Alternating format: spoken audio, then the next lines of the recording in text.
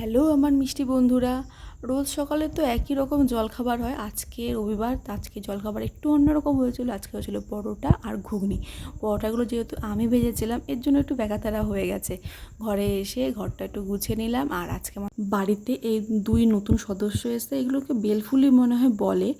আমি গন্ধটা ভীষণ ভালো লাগে, এই ফুলের গন্ধটা। আর আমি যেহেতু তেলাপিয়া মাছ খেতে ভালোবাসি, তো আজকে একটু তেলাপিয়া মাছ নিয়ে এসেছে। আর তেলাপিয়া মাছের যে কানকোগুলো, এগুলো বেশ কড়া কড়া করে ভাজলে না বেশ ভালো লাগে খেতে। আর এই খাবারটা আমি আমার ছোটো পিসির কাছ থেকে শিখেছি। আর ছিল কাতলা মাছ। কাতলা মাছ আমাদের বাড়িতে হবে, যে কোনো মাছ হলেও কাতলা মাছ আমাদের বাড়িতে হবে, কেননা কাতলা মাছ আমার বড়মশাই খায়, উনি অন্য কোনো মাছ খায় না। তো কাতলা মাছটা আমাদের করতেই হবে। তো রান্না বান্না করে স্নান করে আমি একটু শ্যাম্পু করেছিলাম, স্নান করে দুপুরে খেয়ে দিয়ে একটু রেস্ট নিচ্ছিলাম। এই রেস্টটা নিলে একটু শান্তি লাগে।